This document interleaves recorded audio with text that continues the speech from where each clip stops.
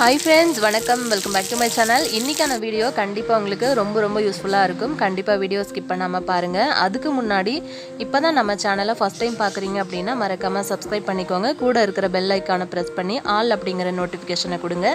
அப்போ தான் நான் போடுற வீடியோஸ் எல்லாம் நீங்கள் மிஸ் பண்ணாமல் பார்க்க முடியும். இப்போ வாங்க ஃப்ரெண்ட்ஸ், ஃபஸ்ட்டு டிப் என்ன அப்படின்னு பார்த்துடலாம். இந்த மாதிரி நம்ம உருளைக்கிழங்கெல்லாம் வேக வைக்கும்போது பார்த்திங்கன்னா நிறைய பேர் வந்து 2 பீஸாக வந்து கட் பண்ணி போடுவோம். அந்த மாதிரி கட் பண்ணி போடும்போது வந்து பார்த்திங்கன்னா உருளைக்கிழங்கு வந்து வேகும்போது நல்லா கரைஞ்சிரும். அதே சமயத்தில் அந்த உருளைக்கிழங்குக்கு வந்து டேஸ்ட் இருக்காது. ஸோ நீங்கள் வந்து வேக வைக்கும்போது இந்த மாதிரி ரவுண்ட் ஷேப்பில் வந்து ஒரு கட்டிங் மட்டும் போட்டுட்டு நீங்கள் வந்து வேக வச்சிட்டிங்க அப்படின்னா உங்களுக்கு அந்த தோல் வந்து எடுக்கிறது ஈஸியாக இருக்கும். அதே சமயத்தில் உருளைக்கிழங்கு வந்து உங்களுக்கு டேஸ்ட்டு நல்லாவே இருக்கும். இந்த மாதிரி செஞ்சீங்க அப்படின்னா உருளைக்கிழங்கு வந்து உங்களுக்கு ஈஸியாக வந்து வெந்து வந்துடும். 2 பீஸாக வந்து நம்ம கட் பண்ணி போடும்போது என்ன ஆகும் அப்படின்னு கேட்டிங்கன்னா உருளைக்கிழங்கோட டேஸ்ட் வந்து ஒரு மாதிரி பச்சை தண்ணி மாதிரி இருக்கும். ஸோ அதனால் நீங்கள் வந்து இந்த மாதிரி உருளைக்கிழங்கு வந்து வேக வச்சு பாருங்கள். செகண்ட் டிப் என்ன அப்படின்னு பார்க்கலாங்க. இந்த மாதிரி நம்ம மீனெல்லாம் பொரிக்கிறதுக்காக மசாலா தடவணும் அப்படின்னா பொரிக்கும் போதே பார்த்திங்கன்னா சில நேரத்தில் அந்த மீன் தனியாக நம்ம சேர்த்த மசாலா தனியாக வந்துடும். ஸோ அதை அவாய்ட் பண்ணுறதுக்காக இந்த மாதிரி கொஞ்சம் உப்பு, தனி மிளகாத்தூள், மஞ்சத்தூள், கரம் மசாலா, கொஞ்சமாக இஞ்சி பூண்டு பேஸ்ட்டு, ஒரு 3 ஸ்பூன் அளவுக்கு அரிசி மாவு, அதுக்கப்புறமா 1/2 மூடி அளவு எலுமிச்சம்பழம், கொஞ்சமாக வந்து ஆயில் சேர்த்துக்கோங்க. சேர்த்துட்டு ஒரு 2லேருந்து 3 ஸ்பூன் அளவுக்கு தண்ணி சேர்த்து நல்லா அந்த மசாலாவை மிக்ஸ் பண்ணிடலாம். இந்த மாதிரி நீங்கள் செய்கிறதுனால என்ன ஆகும் அப்படின்னு பார்த்தீங்கன்னா நீங்கள் மீனில் வந்து மசாலா தடவி நம்ம பொரிக்கும் போது அந்த மசாலா வந்து தனியாக பிரிஞ்சு வராது. இந்த மாதிரி தடவிட்டு ஒரு 15 நிமிஷத்துலேருந்து 20 நிமிஷத்துக்கு நீங்கள் ஃப்ரிட்ஜில் வச்சு எடுத்துக்கோங்க. அதுக்கப்புறம் நம்ம வந்து பொரிக்க ஆரம்பிக்கலாம். பாருங்கள், நான் வந்து ஃப்ரிட்ஜில் வச்சு எடுத்துட்டேன். ஸோ தவாவில் வந்து நல்லா இந்தளவுக்கு ஆயில் வந்து சேர்த்துருக்கேன். தவாவில் ஆயில் வந்து சூடானதுக்கு பிறகு இந்த மாதிரி நம்ம மீனை வந்து உள்ளே சேர்த்துடலாம். இந்த மாதிரி நீங்கள் செய்கிறதுனால உங்களோட மீன் வந்து ரொம்ப டேஸ்ட்டு சூப்பராக இருக்கும். அதே சமயத்தில் நீங்கள் சேர்த்த மசாலா வந்து பிரிஞ்சு வராது. ஸோ அதுக்காக தான் நம்ம வந்து அரிசி மாவு சேர்க்குறோம். ஸோ கண்டிப்பாக நீங்களும் வந்து மீன் ஃப்ரை பண்ணும்போது இந்த மாதிரி மெத்தட் வந்து ட்ரை பண்ணி பாருங்கள். நம்ம திருப்பி போடும்போது கூட மசாலா வந்து கீழே வரவே இல்லை. கடைசியாக வந்து ஒரு கொத்து கருவேப்பிலையை வந்து அப்படியே உருவி போட்டுட்டிங்க அப்படின்னா அது பொரிஞ்சு அந்த மீனோட டேஸ்ட்டுக்கு அவ்வளோ அட்டகாசமாக இருக்கும். கண்டிப்பாக ட்ரை பண்ணி பாருங்கள்.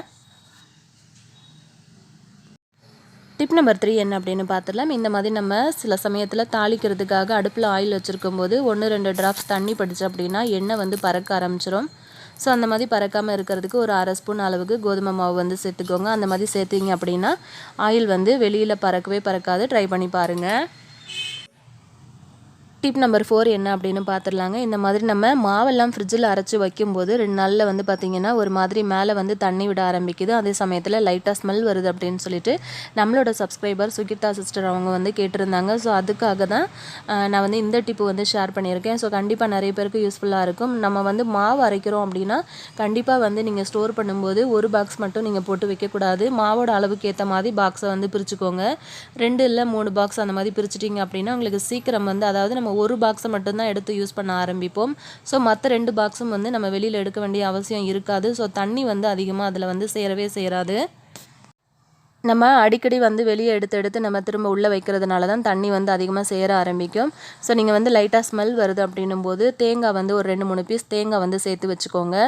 ஸ்மெல் வந்து வராது. அதே சமயத்தில் மாவு புளிக்காமல் இருக்கிறதுக்காக இந்த மாதிரி வெத்தலையை வந்து நல்லா இந்த மாதிரி காம்போட கிள்ளி எடுத்துட்டு அந்த பாக்ஸில் போட்டு வச்சுருங்க. அதே சமயத்தில் மேலே தண்ணி ஃபார்ம் ஆகாமல் இருக்கிறதுக்காக மேலே ஒரு பாலித்தீன் கவர் மாதிரி போட்டு அதுக்கு மேலே மூடி போட்டு வைங்க.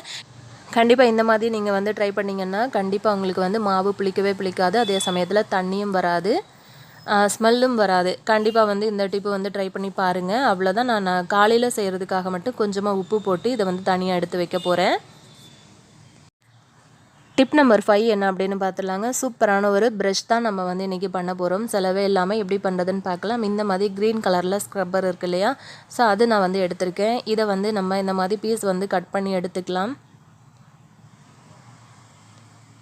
இந்த மாதிரி நம்ம கட் பண்ணிவிட்டு ஈஸியாக நம்ம வந்து இந்த மாதிரி ப்ரஷ் வந்து நம்ம எதுக்கு யூஸ் பண்ண போகிறோம் அப்படின்னா நம்ம வந்து வாட்டர் பாட்டில் இந்த மாதிரிலாம் கழுவுறதுக்காக ஃப்ளாஸ்க்கு இதெல்லாம் வந்து இந்த மாதிரி ப்ரஷ் வந்து நம்ம வீட்டில் ரெடி பண்ணி வச்சுட்டோம் அப்படின்னா நம்ம கழுவுறதுக்கு ரொம்ப ஈஸியாக இருக்கும்.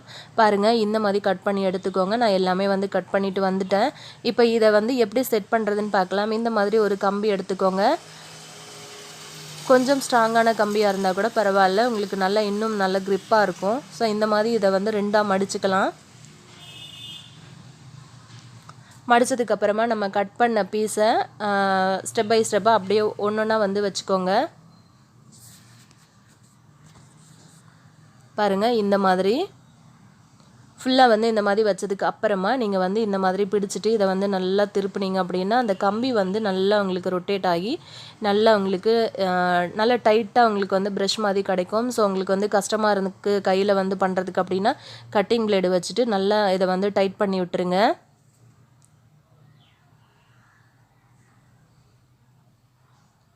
பாருங்கள், இந்த மாதிரி நம்ம டைட் பண்ணி எடுத்துட்டோம் அப்படின்னா நமக்கு வந்து இந்த மாதிரி வாட்டர் பாட்டில், ஃப்ளாஸ்க்கு இதெல்லாம் வந்து கழுவுறதுக்கு ரொம்ப ரொம்ப ஈஸியாக இருக்கும். பாருங்கள், இந்த மாதிரி கட்டிங் பிளேடு வச்சு நல்லா நான் வந்து டைட் பண்ணி எடுத்துட்டேன். இந்த மாதிரி பண்ணதுக்கு அப்புறமா உங்களுக்கு வந்து நல்லா அதை பிடிக்கிறதுக்கு நல்லா க்ரிப்பாக இருக்கிறதுக்காக நான் இப்போ வந்து ஒரு ஐடியாவுக்காக இந்த மாதிரி பென்சில் வச்சு காட்டுறேன். ஸோ நீங்கள் வந்து நல்ல ஒரு குச்சி அது மாதிரி ஏதாவது வச்சு நல்லா டைட்டாக அந்த மாதிரி கட்டி எடுத்துக்கோங்க. இப்போ நம்ம இதை வச்சு நம்ம பாட்டில் எப்படி கழுவுறது அப்படின்னு பார்க்கலாம். இந்த மாதிரி பாட்டில்ஸ் எல்லாமே இப்போ வந்து குழந்தைங்க ஸ்கூல் போக ஆரம்பிச்சிட்டாங்க. ஸோ நம்ம டெய்லியும் வந்து வாட்டர் பாட்டில் கழுவி தான் கொடுக்க வேண்டியதாக இருக்குது. ஸோ இந்த மாதிரி நீங்கள் ப்ரஷ் வந்து வீட்டில் பண்ணி வச்சிட்டிங்க அப்படின்னா உங்களுக்கு ரொம்ப ரொம்ப ஈஸியாக இருக்குங்க. கைப்பிடிக்காக மட்டும் நீங்கள் வேறு ஏதாச்சும் குச்சி வச்சு நல்லா டைட்டாக வந்து கட்டிட்டீங்க அப்படின்னா உங்களுக்கு ரொம்ப ரொம்ப ஈஸியாக இருக்கும். பாருங்கள், இந்த மாதிரி பண்ண ரொம்பவே ஈஸியாக வந்து அழுக்கு போயிடும். கண்டிப்பாக ட்ரை பண்ணி பாருங்கள். அடுத்த டிப்பு என்ன அப்படின்னு பார்த்துடலாம். இந்த மாதிரி ரொட்டேட் பிளேட் தான் நம்ம வந்து பண்ண போகிறோம். அதுக்கு வந்து பார்த்திங்கன்னா கொஞ்சம் பெரிய மூடி, அதுக்கப்புறம் கொஞ்சம் சின்ன மூடி நான் வந்து எடுத்திருக்கேன். ஸோ 2 பிளேட் எடுத்திருக்கேன். இந்த மாதிரி பெஃபி பாண்ட் போட்டு நம்ம ஃபஸ்ட்டு வந்து ஒட்டிக்கலாம். பாருங்கள், இந்த மாதிரி நீங்கள் ஒட்டினதுக்கு பிறகு ஒரு 10லேருந்து 15 நிமிஷத்துக்கு அப்படியே காய விட்டுருங்க. அப்போ தான் அது நல்லா க்ரிப்பாக பிடிச்சிக்கும். ஸோ பெரிய மூடியை வந்து மேலே இருக்கிற பிளேட்டில் நான் வந்து இந்த மாதிரி ஒட்டி எடுத்துக்கிறேன். சின்ன மூடியை வந்து கீழே இருக்கிற பிளேட்டில் நம்ம ஒட்டியிருக்கோம். பாருங்கள், அவ்வளோதான். இப்போ வந்து இந்த க்ரீன் கலர் மூடி வந்து ஒட்டியிருக்கோம் இல்லையா, அதை வந்து நம்ம இந்த மாதிரி கவுத்து வைக்கும்போது அந்த பெரிய மூடிக்குள்ளே அது போய் செட் ஆயிரும். ஸோ நமக்கு வந்து ரொட்டேட் பண்ணுறதுக்கு ரொம்பவே ஈஸியாக இருக்கும். பாருங்கள், இந்த மாதிரி. அவ்வளோதான். இதில் வந்து நம்ம என்ன ஆர்கனைஸ் பண்ணலாம் அப்படின்னு பார்க்கலாம். இந்த மாதிரி குட்டி குட்டி பாக்ஸ் வந்து கிச்சனில் வந்து ஆர்கனைஸ் பண்ணி நம்ம வந்து யூஸ் பண்ணலாம். பார்க்குறதுக்கு ரொம்ப அழகாக இருக்கும். பாருங்கள், இது வந்து உங்களுக்கு கலண்டு வரவே வராது. ரொம்ப ஸ்ட்ராங்காக பிடிச்சிட்ருக்கு. இந்த மாதிரி பண்ணலாம். அப்படி இல்லைன்னா இந்த மாதிரி பெப்பர், சால்ட் பாட்டில் வந்து நம்ம இதில் வச்சுட்டு நம்ம டைனிங் டேபிளில் கூட இதை வந்து யூஸ் பண்ணிக்க முடியும். அப்படி இல்லைன்னா ஃப்ரூட்ஸ் வச்சுக்கலாம். இந்த மாதிரி நம்ம எதுக்கு வேணாலும் ஆர்கனைஸ் பண்ணலாம். டிப் நம்பர் 7 என்னன்னு பார்த்துடலாங்க. இந்த மாதிரி நம்ம வீட்டில் வந்து யூஸ் பண்ணிவிட்டு, அதாவது டீ தூள் வந்து பாக்ஸில் போட்டுட்டு வேஸ்ட்டாக போகிற இந்த டீ தூள் பாக்ஸை வச்சு ரொம்ப அழகான ஒரு ஆர்கனைசர் தான் இப்போ நம்ம வந்து ரெடி பண்ண போகிறோம். அது உள்ளே வந்து இந்த மாதிரி கவர் வச்சுருப்பாங்க இல்லையா, அந்த கவரை வந்து நம்ம ஃபஸ்ட்டு எடுத்துடலாம். பாருங்கள், எங்கிட்ட அந்த டாட்டா கோல்டு வந்து 2 டீ தூள் பாக்கெட் இருந்தது, சின்னது ஒன்று பெருசு ஒன்று. ஸோ நான் அதை வந்து யூஸ் பண்ணிக்க போகிறேன். 3 ரோசஸ் வந்து இன்னொரு நாள் வந்து அது பண்ணுறதுக்காக யூஸ் பண்ணிக்கலாம். அதை நான் எடுத்து வச்சுட்டேன். பாருங்கள், அந்த மேலே இருக்கிற 4 சின்ன சின்ன அட்டை மாதிரி இருக்கும் இல்லையா, அந்த மேலே வந்து அதை கட் பண்ணி எடுத்துட்டு இந்த மாதிரி எடுத்துக்கோங்க. எடுத்துகிட்டு பெஃபி பாண்ட் போட்டு நான் இந்த மாதிரி ஒட்டி எடுத்திருக்கேன். ஒரு 10 நிமிஷம் இது வந்து இப்படியே நீங்கள் வச்சுருங்க. அது நல்லா காயட்டும். இப்போ பாருங்கள், நல்லா காஞ்சிருச்சு. ஸோ இதை வந்து நம்ம எங்கெங்கெல்லாம் யூஸ் பண்ணலாம் அப்படிங்கிறத நான் ஷேர் பண்ணியிருக்கேன். ஸோ பாருங்கள், இந்த மாதிரி மேலே இருக்கிற பாக்ஸில் இந்த மாதிரி பூ வச்சுக்கலாம். உங்களுக்கு எந்த பூ விருப்பமாக இருக்கோ நீங்கள் அந்த பூ வச்சுக்கலாம். எவ்வளோ வேணாலும் வச்சுக்கலாம். அது உங்களோட விருப்பம்தான். கீழே இருக்கிற குட்டி பாக்ஸில் இந்த மாதிரி நம்ம ஸ்பூன்லாம் வந்து போட்டு வச்சுக்கலாம். பார்க்குறதுக்கு ரொம்ப அழகாக இருக்கும். பாருங்கள், கிச்சனில் வந்து நம்ம இந்த மாதிரி யூஸ் பண்ணும்போது ரொம்பவே வந்து சூப்பராக இருக்கும்.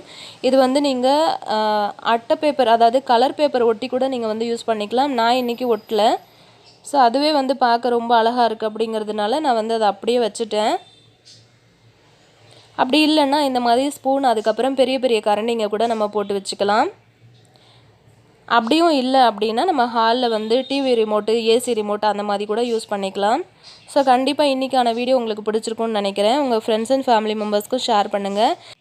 ஆல்ரெடி நம்ம சேனலில் நிறைய டிப்ஸ் வீடியோஸ் நான் அப்லோட் பண்ணியிருக்கேன். அதுவும் மறக்காமல் செக் பண்ணுங்கள். இதே மாதிரி இன்ட்ரெஸ்டிங்கான இன்னொரு வீடியோவோட நான் உங்களை திரும்பவும் சந்திக்கிறேன் ஃப்ரெண்ட்ஸ். தேங்க்யூ.